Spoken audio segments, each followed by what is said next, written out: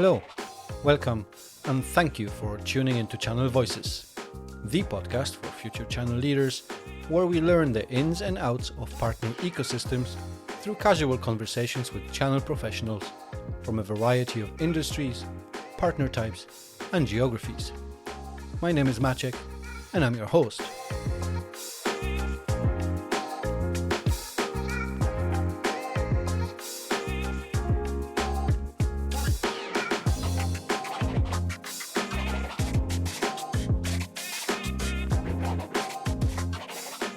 Ashby Lincoln. Welcome to Channel Voices. Thank you for having me. Ashby, would you mind introducing yourself very quickly? Tell us a little bit about your channel background, please. Yeah, absolutely. I've been in the IT industry for going on 35 years. My career started working for an OEM, and it was there that I learned my first experiences of what it was like to deal with the channel. So one of the things I learned there was, as an OEM sales rep, you're not just looking for projects and customers that are have projects or things they're trying to get done, but you're always looking for partners that can help you get it done and really kind of move your product. And it was a very frustrating place to be. Most partners, and at that time, and it still is a thing today, they're very fulfillment oriented. They're camping out in purchasing departments, and it was just very challenging. I mean, you're as an OEM sales rep, you're doing all the work or the large majority of it, and when it comes time that the customer wants to move forward with it, that's when the reseller rep would show up and go, "I can get you that price. I'm really good at that." And as the person that was doing a lot of the work, that was a little bit of a rub. And so I think that when you did find an integrator or reseller that was helpful, you really valued them. And but they were few and far between. And so after my OEM career, I moved into starting a service provider with some partners back in the late 90s, and wrote a business plan to deliver data storage as a service. Back in that day, their co-location facilities, lots of startup.com companies were going into those locations. And at some point, that colo provider was going to ask those customers, "Would you like to cross-connect to our backup and recovery data service?" And that was us behind the curtain for some of the biggest guys providing those services. And then the dot-bomb happened, and the customers started leaving very quickly. And it was that kind of became the end of that journey. And then it was like, what are you going to do next? And what we figured out, my partners and I, was that there is an opportunity in the integrator community to be valuable. It is not just an opportunity, it is much needed. The customers need people in that integrator role that are technically very capable, combined with being good people that really are just in search of the right outcome and can help people. So if you flip that coin over in the integrator and VAR space, there is the opportunity to be valuable, but you have to work at it. And to be valuable, you have to first identify that is a need. And value for us is defined as, certainly you got to bring value to the conversations you're having with those customers in their projects, addressing their needs, their pain points, striving for that business outcome that we're all trying to get to. But value is also brought to the OEMs. And that is a focus area that I think a lot of people forget about. If I'm an integrator or VAR, and I'm just asking an OEM for leads, then you're really missing it. If you're doing right by them and communicating with them, you're going to get more leads than you know what to do with. They're trying to move whatever technology they're trying to sell, and your value is just bringing value to them. And the example that I've used for people is, when you get introduced to an opportunity by an OEM, they're not even necessarily asking you to close it. What they are asking you to do is to over communicate with them every step of the way of that introduction they've made for you.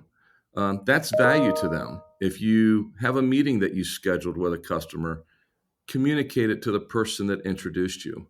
That's value. And then, you just work together with them. And I think that that's a kind of a lost area of focus. And I think that's an opportunity to be really valuable. So value is defined by going to the end users and being value and differentiated in your conversations to those customers and prospects, but also to the OEM. And so when started my first integrator in the early 2000s, so over 20 years ago, it was about delivering truth around next generation technologies and helping customers seek and get to that high technical functionality while saving money by being open to next gen technology. And customers are starving for that, and customers need that regardless of even the economic climate. If I look back to when we started the integrator, it was a very, very somber time in our country. It was we were post.com. It was business was low, and then we also had 9/11, and it was 60 days after 9/11 that we started our company, because we felt very strongly that if you bring value and you bring honesty and care, and you are capable of having a differentiated technical dialogue, um, regardless of the economic climate, people will much desire that. And so that's what we built, and that's kind of what we've been operating on for, like I said, the last 20 plus years. Fantastic. And what an introduction, right? You packed so much into it. I very much appreciate that. And Mm-hmm.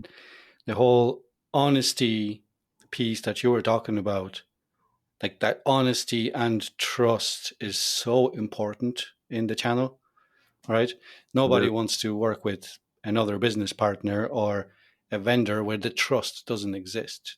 The relationships crumble very, very, very quickly. So thank you very Yeah, much for addressing these points as well. absolutely.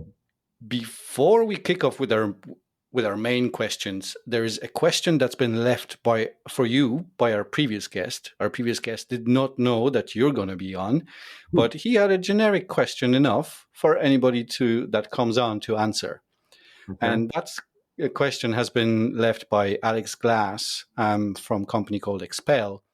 And his question to you is, how do you see the channel ecosystem evolving over the next 5 years? Hmm. That's a good question. Well, the ecosystem is OEMs and distributors, integrators, VARs. So that's the ecosystem. How's it going to change? I think today our business is very transactional solutions. Hardware transact. Here's the hardware piece you need. Here's the software piece you need. It's very transactional, and I think that it'll transform a lot through AI. And AI is going to drive significant changes. One of them being that we're going to go from this transactional motion that we've seen for so long into a business outcome driven type of experience. And I think it's this business is going to double in the next 5 years. It's pretty crazy. And I also think that marketplaces are going to drive that different. The cloud providers are going to drive significant change. As a service is going to be more of a thing. Recurring revenue streams are going to be more of a thing. And I all think they're going to have one thing in common, and that's going to be driven by business outcomes. So I think you could see projects. It's almost kind of like a step back a long time ago when we gave performance guarantees, we gave cost savings guarantees. And I could see those kind of metrics being incorporated into solutions as we continue to move through these next few years. I also think that for vendors and OEMs to be successful, they're going to have to really take advantage of AI. And we hear that all over the place. And what I mean specifically is OEMs are going to have to create automatic and AI infused channel programs that result in lead gen being much more efficient, just support for the integrator community and the VAR community to be able to just quickly get and adapt to what technology changes that they're trying to get us to get our head around. And But I think that's, just that transactional experience that we're all living today is going to move to more of a business outcome, and over the next 5 years is what I'm expecting. Appreciate you sharing that with us, and I'm sure Alex will appreciate the answer from you as well. So let's switch gears and get into what you do and what Verinext does. So can you tell us a bit about? You mentioned some of it already, but that journey that Verinext has gone on. I know you pride yourself in being that consultative partner to the customers. How has that model become like the center of your approach? Yeah, we've talked about some of it already. I mean, I think that, you to be able to be honest, you have to be a good person, right? You have to also be big picture focused. And what I mean by that, I mean, Vera next, by the way, is, Vera being the Latin word for truth. And next is the next conversation, the next business outcome, the next goal that you're trying to achieve. Every conversation that we enter into with a customer is with that in mind.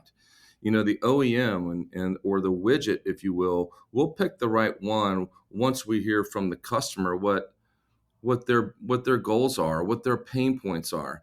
This isn't an OEM experience where we walk in and we just jam on you the only thing we make. And prior to Verinext, Veristore was a company that I started with my partners. And from the day we started it, it was about delivering the truth about data storage. That's all we ever cared about. And to do that, you have to understand multiple technologies. You have to understand which ones fit in a different environment better than others.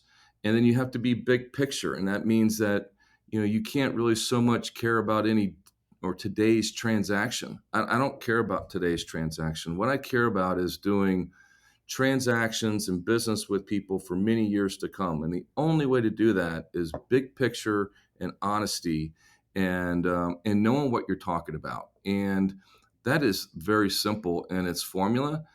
Not a lot of people do it or capable of doing all that, but that really is as simple as it gets. And I look back on our company that we've built, and we've got some of the largest companies there is that have been trusting us in our conversations for a long, long time. And to me, that is the biggest compliment ever. So, I'll tell you a quick story. I met with a customer, big company customer, and he goes, "Ashby, I finally understand what you're saying." He goes, "I had lunch with an OEM the other day, and I answered all his questions during lunch. And at the end of lunch, he brought out the product they make." And I go, "Okay." And he goes, "Well, it dawned on me that I could have answered every one of those questions with the exact opposite answer to every question. And he was going to take out the same exact product, going to be perfect for me." And I go, "You've now heard me. You've now heard me." And it's not that OEMs don't do good things. The trick is taking advantage of the things that they do well and staying away from the things that they don't. And sometimes you don't always get that. And I think that's the trick. There isn't any OEM out there that makes everything better than anybody else. And that's just the reality of it. So we'll help customers navigate that. And it can be very difficult for them. Thanks for backing it up with the example of the meeting. That really hits home. You make it sound so simple, right? When it comes to it's all about being trustworthy. It's about being honest. But scaling a partner business, with such consultative approach, I don't think that's an easy task. I mean, there's businesses starting every single day, and they fail, a year, 2 years in. But you've been on the market for such a long time and very successfully. So, like, how do you maintain that high touch, that value driven engagement, while still growing across multiple vendors and customer verticals? Yeah, that's a great question, and there's a lot that goes into that. I think it's kind of at the core of why the channel exists, and I think that we have resources that are specifically focused on We have a cybersecurity team as an example, and I think to have the right conversation around that, you have to have resources that are very capable, but also the time and that they're able to have every day is specifically focused on educating and understanding the technology, but taking that understanding and educating customers and prospects to that specific conversation. End users, customers, prospects don't have that time in a day. Their days are full of taking care of their own company's requirements. They don't have time to research different technologies. So what we bring to the table is, Mr. Customer, we have vetted out this technology and we've explored it. We know that they are financially backed in a really good way. Their leadership team, we've checked them out. They have a really good track record. This is going to land really well for you. And so I think that bringing technical expertise and focus combined again with just trying to steer people right in the big picture is what's going to get you the end result. And so, whatever that focus area is, you've got to bring technical and business expertise to that conversation, and from the perspective of the right business outcome for the customer. And obviously, that knowledge and vetting all of these different solutions is such a big part of what you do, right? Because, like, Mhm. rightly so, customers don't have the time to do that. But bringing it back a little bit, like, do you heavily invest in upskilling your teams in that, developing that knowledge, or do the vendors that you work with invest in you to deliver that training and making sure that you are upskilled? Yeah, another great question. Both is the answer there. So we certainly are searching for people that can be difference makers for us in these disruptive technology conversations. I think that disruptive here is a good word. We have to help customers navigate the journey, and they hear all kinds of things. But I think you can take next gen technology that can disrupt the common way of doing things and giving a customer experience at a high level, saving them money, giving them a great value and a business outcome that they need. From an OEM perspective, we get support and education from them. And I think that there are some that do it better than others. They, through their channel programs, I think that they need to be simple. They need to be supportive. We need to understand how we make our money. We need to understand what expertise and support they're going to bring us. So yes, we're absolutely dependent on them to help us have these conversations and figure out, what their product does and what it doesn't do. And then when, combined with that, you know where it fits and you know where you can go problem solve with it. You work with, hundreds of OEMs. Your organization is so large, and you do everything from, like you mentioned, right? It's security, it's cloud, it's this. Hmm. So many different teams, departments, but working with hundreds of vendors, OEMs, it is impressive for sure, but it sounds very complex. Like, how do you go through your internal selection process in terms of, oh, yeah, I think this OEM would be a good partner for us? Is it based off of, I don't know, this is the portfolio we have and we limit per, I don't know, per cybersecurity, we only want to work with 15. That's max, right? Mhm. Let's move on to cloud. How many do we work with there? Is there, do we need to fill the portfolio, or do we have enough? What is your internal process about, choosing the right OEM to work with? Yeah, what you're touching on here is, I would tell you, is the most challenging part of what we do. Because if you think about it, if you aren't bringing good technologies and resulting in the right experience, then you're missing it. And I think that you need to have a wide breadth of knowledge in different technologies. So this is a very difficult one. But how we do it is, and by the way, I think we've done a really good job of it. It doesn't mean that there are tough moments and tough days where it just seems like there's a lot, but that is what we do, and that is what our company does. And I think to do it the right way, you have to spend time with OEMs, partners, customers, prospects, distribution, to understand all the things that those different partnerships represent for you and which ones you should take advantage of and which ones you don't. For us, we have different, of the things that we do. So whether it's cybersecurity or networking or hybrid infrastructure, um, AI conversations, cloud marketplaces, we have teams that specialize in all those different areas. We have partner managers that handle the daily logistics of those partnerships, but we have teams that specialize in those conversations and those technologies that work together to evaluate um, the people that are knocking at the front door and want us to represent their technology. And we vet them out. And I think that part of vetting them out is real simple to me. It's two things that you have to have as an OEM.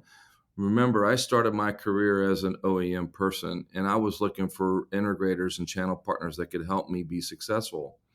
And my message was two things when I'm talking to their sales organization. I bring you two things today. I bring you a great technology that will make your customers happy. And I'm going to allow you to make really good money if you will listen and invest in this technology. And that is as simple as it gets. So I think that when we evaluate different partners and their technology, we certainly are looking at what their technology is capable of doing, and it needs to be difference making. We also need to know that they are a good channel company and that our money is okay if we invest our time and resources in representing them.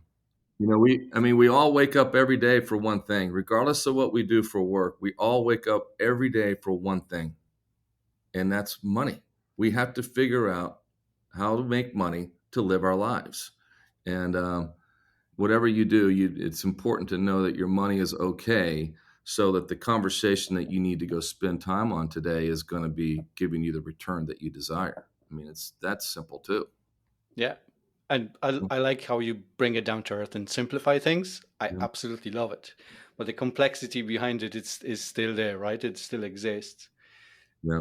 Obviously, working with so many OEMs, with so many partners, like you said, it is one of the most difficult things that you do, and how you choose to do business with them. And I'm sure your teams are probably inundated with requests because you do have a reputation in the market, so everybody wants to work with you. So there's that.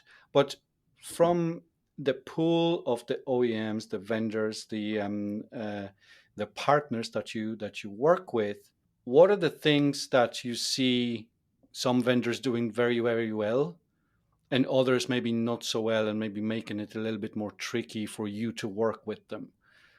What's the ideal kind of daily operations that would make your life the easiest? Yeah, touched on a couple things that make this up, but certainly good channel programs where you know that your money is good.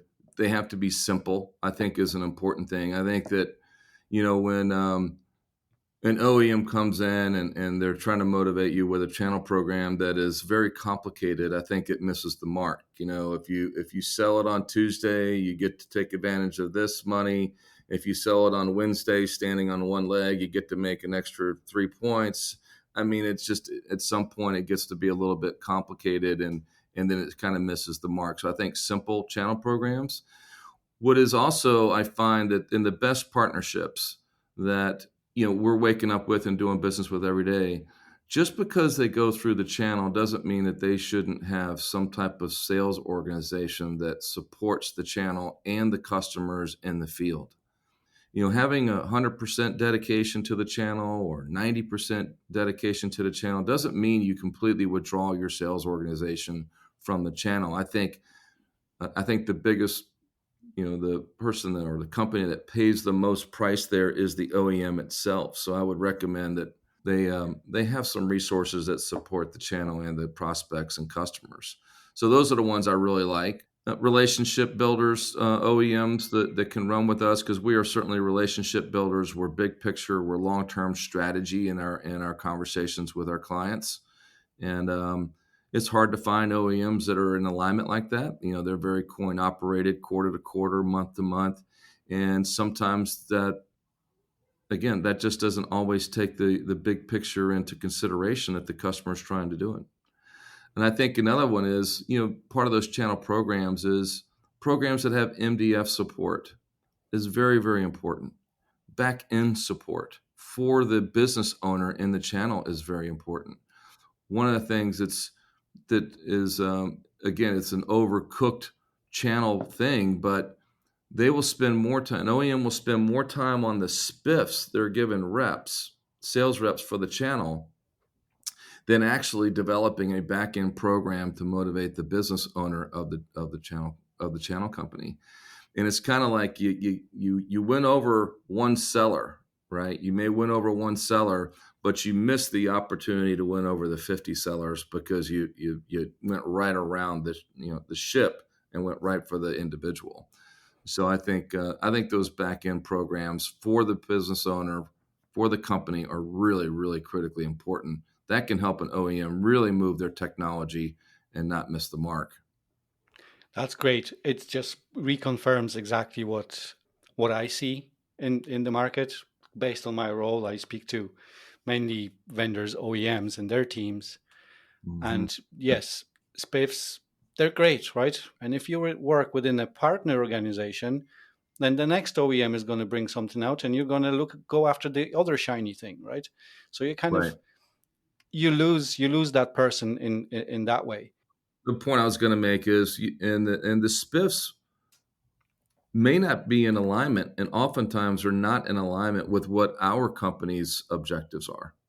So they kind of get in the way a lot of times. But there's a lot of effort and money being spent there, and I would just say they ought to redirect that to more of a back end thing, because of I think they'll have a much bigger impact and get a bigger return for the dollars they're investing in doing that. Yeah, and that's exactly what I've been seeing. Some of the most popular programs that we automate, that OEMs, vendors are really looking to get with us, is typically around rebates, backend rebates, and MDF automation. I appreciate this conversation, and it is. We could spend here a full day, and we still wouldn't get through everything. I have so many questions for you, but we need to bring it to a close very, very shortly. I know you're a busy man. The one thing that you wish you knew before you started your career in channel, what would that be? I wish I knew. I'm maybe glad I didn't actually. How you have to reinvent yourself over and over and over again to stay relevant in these conversations. I mean, you can take 6 months to learn how to really understand the new technology that just showed up today.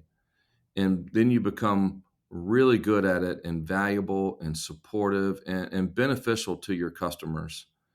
And then in 6 months, it's over. There is a new thing to learn.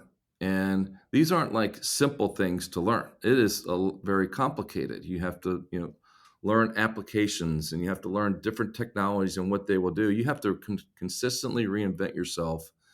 I wish I would have known that, but on the side where I'm glad I didn't, I've been able to navigate it with the help of a lot of smart people around me over the years.